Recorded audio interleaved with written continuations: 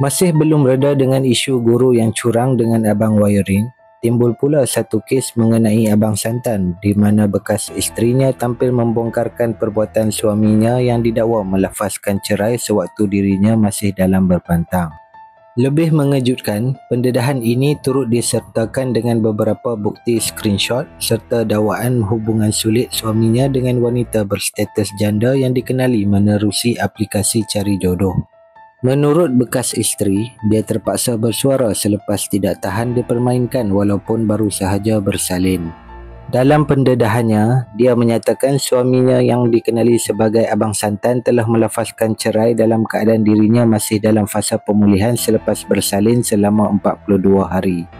Apa yang lebih pedih, wanita itu turut mendakwa suaminya menggunakan alasan lapuk seperti isteri tidak layan, malas memasak dan sibuk semasa mengandung untuk curang dan memikat wanita lain. Lebih parah, pendedahan itu turut menyebut si suami siap menyewa homestay dan merancang bersama wanita tersebut tanpa segan silu. Malah dikatakan tiada lagi nafsu terhadap isteri sendiri.